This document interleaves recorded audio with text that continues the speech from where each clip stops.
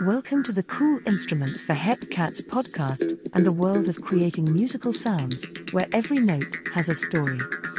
In this podcast, we delve into the fascinating realm of unusual and intriguing musical instruments. From the depths of history to the cutting edge of innovation, we'll explore the instruments that have, or will, push the boundaries of what we consider music. Join us on a journey of discovery as we uncover the secrets of the world's most fascinating instruments, the people who play them, and the music they create. Now here is your host, Dr. Donald Rickert.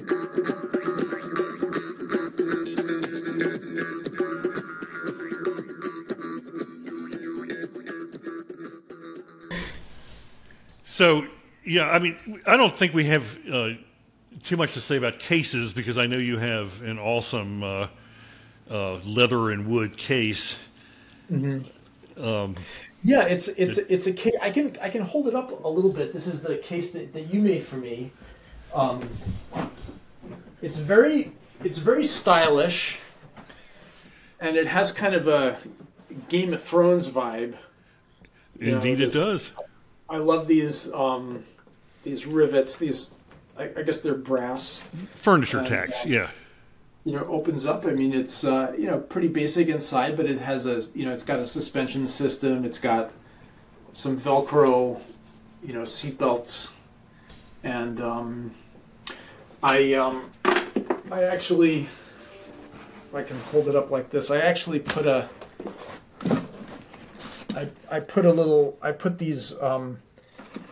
I Velcroed these straps in so that I can.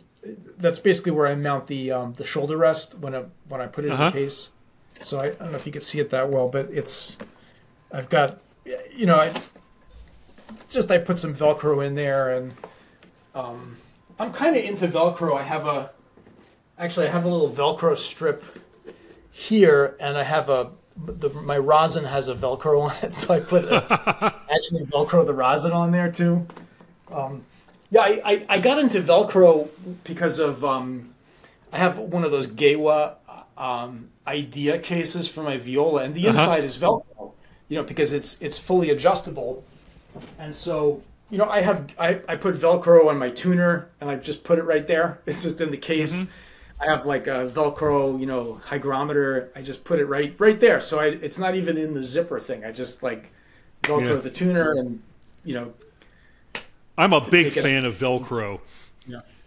You haven't seen a close-up one of my travel violins, but that's how you attach the shoulder rest. Yeah. It's Velcro. Yeah, so the case you made is very nice. I think if I traveled a lot, I'd probably get a lighter weight, case for it. It is quite heavy, so it's kind of a... Yeah, it's about 15 pounds, yeah. Yeah, but it's a perfect case for, if I'm, I'm usually, transporting it in my car, so I'm not, carrying it a lot. I think if I were carrying it on the metro or, something like that a lot, then I'd probably get a lighter weight case, or if I were flying with it, I'd probably get something. Yeah, you'll want to see the episode with Daniela because she's really into cases. I mean, she knows everybody who's making cases, and there's some pretty cool cases out there for about $1,100. Yeah, she had a newsletter specifically about cases, and that was quite interesting. Yeah. Yeah. So the cases that case that you have is the last case I made before I took a solemn oath never to hand make a case again. It's too much work. Yeah, it's a lot of work, and now there are some nice options. I mean, even just since I acquired my Spalla, there are many more options for cases. Yeah, I think there's even a mass-produced 1/8 size cello case now. Yeah, which is a little bit big for the violoncello da Spalla, but it works. You have to stuff some padding in there to keep it from flopping around. But yes, And yeah, they're about $425 or $450 now. It's called Crescendo is the name of the brand, right. And they're sold by a place called the Soundpost in pretty sure Ontario, Canada. Yeah, but I think they're in Toronto. Yeah, that would be Ontario. Yeah. So, well, I would say, especially if you don't play piano, it's, as I don't play piano, a lot of teachers do. So it's really nice to have this instrument in lessons, and I can use it in performances with students. Right. So I think I mentioned before, one of my classes is doing a performance of the Bach Double Concerto, and that's one that I particularly like to play. A lot of students learn that piece, and it's a concerto for 2 violins and orchestra. And sometimes what's lost for students is that it's a fugue. So it's actually a 4-voice fugue. And I think it's easier for the students to hear that when the cello part is played on a cello, or when they're hearing an orchestra.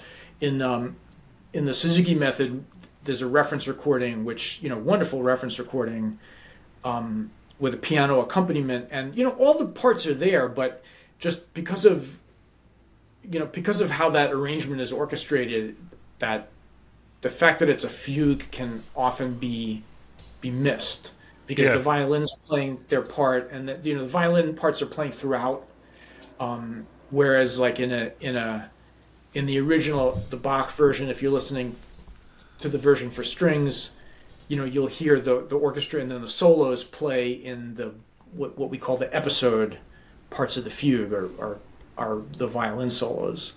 So I can play just a little bit of the Bach Double Concerto. All right. Yeah. So let me get this back on.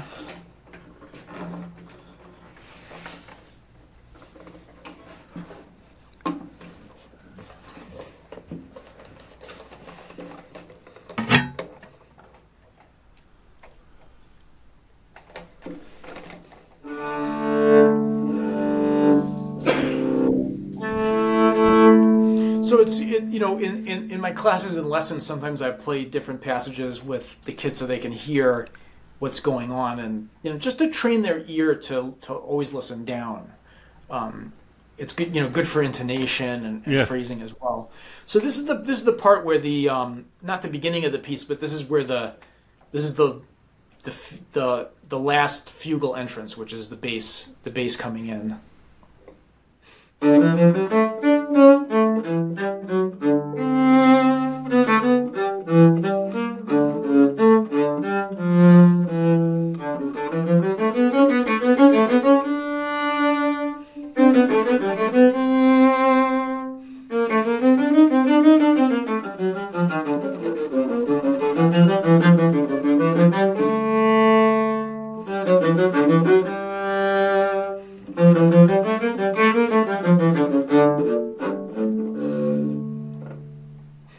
So that's just an example of something like that would be more traditional for Baroque playing, and I think it's a lot of fun to play this with together with the kids, so they hear all the 4-part fugue. Something that might be interesting, and I think there are a lot of videos that do this, but I'm just going to take my viola out, so all right, I can kind of do a side-by-side comparison. So this is my viola. This is the pattern one. While I have it out, and you can see it's just not in the usual shape. The upper bout is smaller, and the lower bout is bigger, and there's it's actually kind of a nice. It's flatter. You can actually stand this up. It'll stand on a floor. So there's more space here. And I really like it because it's balanced more, like it's heavier over here where it's easier to hold. So this is 16 and a half inches. So it's kind of a medium size viola, and it's actually it's not really much smaller. Yeah, it's not much smaller. really not much smaller at all. And not at all. You're right. You can see the string length is actually not much. Let me. Oh, I can see it. Yeah. You can see the length of the string. So I'm holding the nuts are at the same level, and really the Spalla string length is maybe about 1.5 inches longer. So it's very similar. I think where the biggest difference is just, the ribs are probably about 2.5 times, maybe 3 times as thick. So it's really not that much bigger than a pretty medium-sized viola, maybe 16.5. I don't know, is that a medium size, or I guess it would be like a medium-sized viola. I think they call a 16.5 a full size, but full size, who knows? So if you play viola, you're already playing an instrument that's almost as big, and just you're holding it differently, so it's actually quite comfortable to play. Yeah. One thing that does help me, just like technically playing, is to make sure that my fingers are landing like at an angle. Like if I'm trying to play like this, that's when I'm gonna get into trouble. But so I have to keep my elbow close to my body. Got it. And I guess that's the equivalent of if you're playing a violin or viola, you're swinging your hand you're swinging your hand in front to access for the fourth finger. That's right. Much easier to play the pinky like that. You wouldn't play it like this, and unless you're a fiddler, you do all the wrong stuff. Right. Yeah, similarly, which I know firsthand. Similarly, I would keep my, I don't want to bring my elbow out, and bringing the elbow out, I will actually bring the strap up. So I that needs to be pretty close to the body. Make it comfortable to play. So, and then I can play. It doesn't really feel like I'm stretching, to play the notes. Yeah. I don't know if it'd be interesting, just a few like playing tips, like just if yes, that would be very interesting. New to the instrument, so just to review, I would find a strap where if you jiggle it, it really gets as low as possible. Mm-hmm. Keep the elbow pretty close to your body. And then, you want the instrument to be angled down, right? Not like, transverse, but right. Sort of at 45 degree, at 8 o'clock or something. What is that, 4 o'clock, or is that 8? That would be 4 o'clock, And basically, you want it to be so that the bow will go straight and, have more or less of an X here. And something I like to visualize if I'm crossing strings and I continue, right? I'm up on my shoulder like that. So like that. That's kind of like when I'm crossing strings. I sort of visualize the tip of the bow falling toward my shoulder. And then on the other side, it's almost inverted. And this is something that I had to really get used to. This is just really weird at first.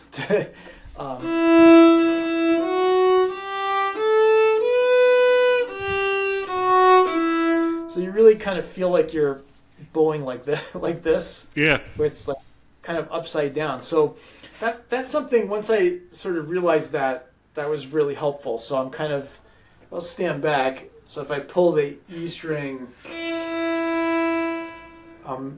Kind of now here. This is really my hip here. So that just these points of where it goes, and then when I cross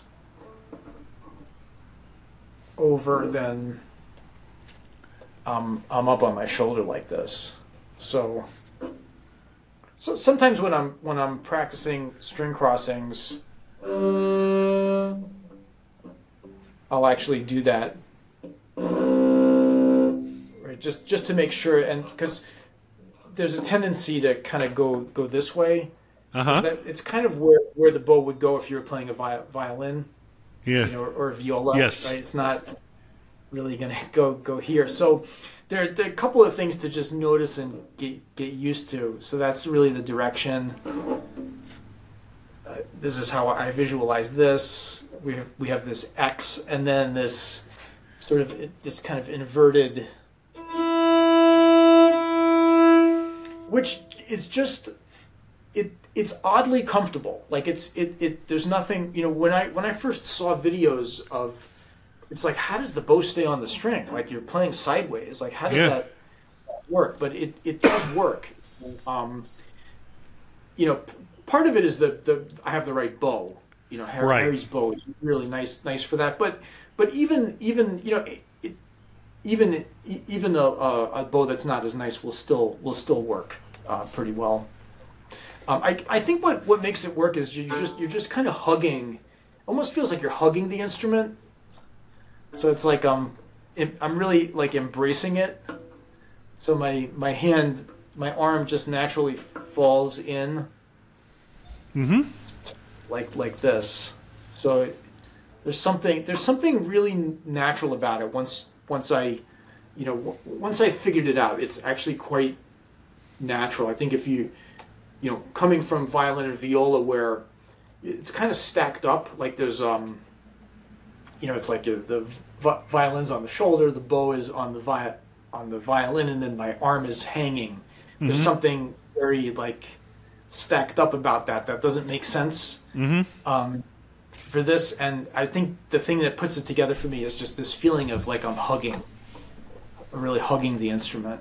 So if that helps anybody who's just starting out or wondering how this all works, because these are hard to it's hard to find. It's not like a standard violin where you can go to a shop and you can try it out. These are generally a custom instrument, so it does take a little bit of courage to decide to make a purchase.